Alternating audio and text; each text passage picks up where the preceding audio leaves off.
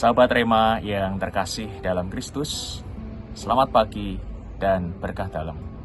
Hari ini, Selasa 17 Maret 2026, dalam Pekan Prapaskah yang keempat.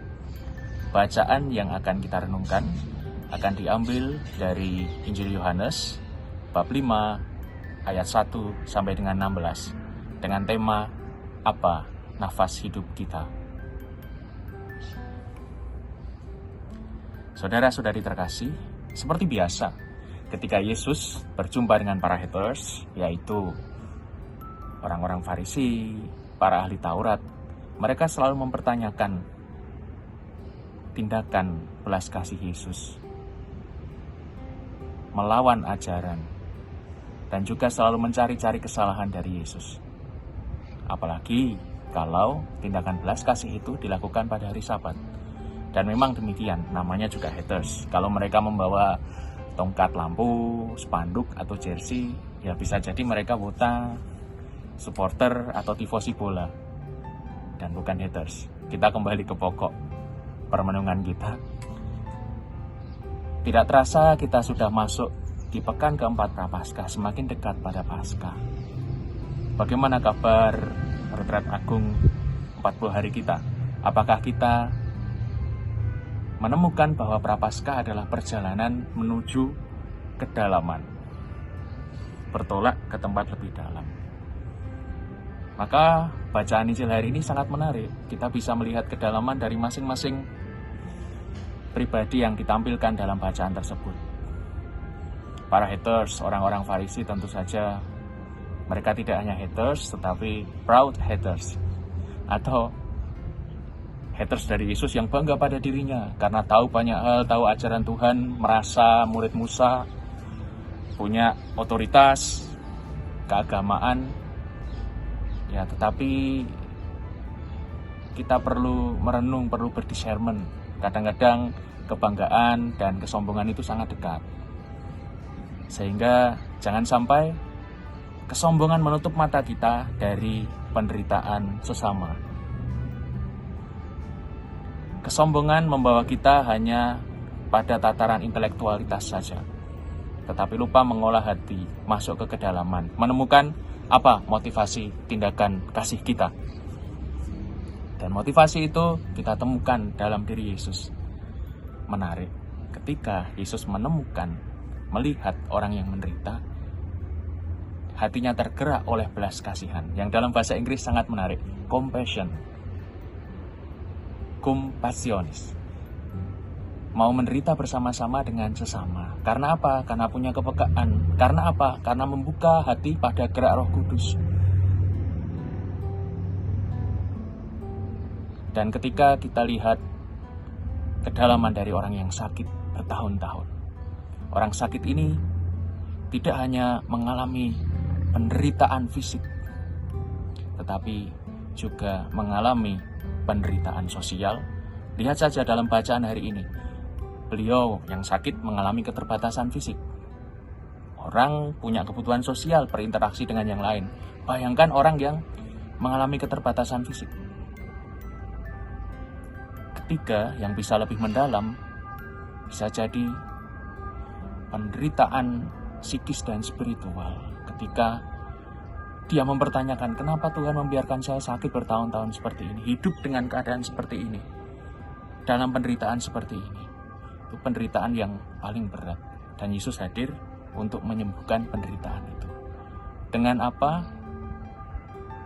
Dengan motivasi, dengan kerinduan untuk mau menderita bersama-sama dengan manusia. Maka dari itu kemanusiaan sangat penting, karena di sanalah Tuhan berjumpa dengan manusia di medan kemanusiaan. Allah menjadi manusia, yaitu Yesus sendiri. Tidak hanya menjadi manusia, tetapi manusia yang menderita. Mengapa? Karena ingin menderita bersama-sama dengan kita. Yang dalam dunia masa kini penuh ketidakadilan, terjadi perang, terjadi perendahan terhadap kemanusiaan. Tuhan hadir dalam medan itu. Sehingga dengan demikian, apa yang kita lakukan, entah doa yang lebih mendalam, Di dalam doa, di dalam permenungan kitab suci, semoga kita menemukan, kita membuka hati pada gerak belas kasih Allah yang menggerakkan setiap tindakan kita. Dan semoga kotak-kotak APP, aksi puasa pembangunan yang ada di rumah saudara-saudari, bukan hanya rutinitas tahunan, tetapi sadar penuh ketika berpantang, ketika menyisihkan sedikit untuk saudara-saudari kita yang lain. Kita sedang bercompassion, kita sedang menghadirkan belas kasih Allah. Mau menderita, mau melihat, mau bersolidar terhadap penderitaan sesama. Dan disitulah kita menemukan bukan hanya quotes indah. Cinta kasih mengalahkan hukum. Tetapi kita mewujudkan itu mulai dari diri kita sendiri, di dalam keluarga kita, dan kepada siapapun yang kita jumpai. Dan yang terakhir, bagaimana mengetes kedalaman itu? Saya akan mengutip 2 aksioms yang sangat indah tentang penderitaan Kristus yang bisa ditemukan di karya Baltasar, tetapi sebenarnya sangat dipengaruhi oleh Jerzy Bulgakov. Tidak ada cinta tanpa penderitaan. Kalau saudara-saudari benar-benar mencintai, benar-benar mau menderita bersama sesama, kalau kita belum menderita, belum berkorban, benarkah kita sudah mencintai? Benarkah setiap tindakan kasih kita sudah berdasar pada kesadaran? Aksiom yang kedua, tidak ada cinta tanpa sukacita. Setelah tindakan kasih kita, apakah kita menemukan sukacita? Bahwa kita sudah berbelas kasih, sudah mau menderita dengan sesama. Karena tanpa sukacita, jangan-jangan kita sedang bucin. Atau jangan-jangan kita sedang melakukan kebodohan-kebodohan tertentu, atau memberi mutiara kepada babi misalnya. Dan di sanalah pengalaman mengalami belas kasih Allah dan membagikan belas kasih Allah menjadi semakin indah ketika kita renungkan dalam masa Prapaskah ini. Maka semoga saudara sekalian, keluarga, karya, komunitas, studi, dan niat-niat baik kita senantiasa dibimbing, dilindungi, dan diberkati oleh Allah yang penuh kasih, Bapa dan Putra dan Roh Kudus. Amin. Keluarga kudus, doakanlah kami. Amin.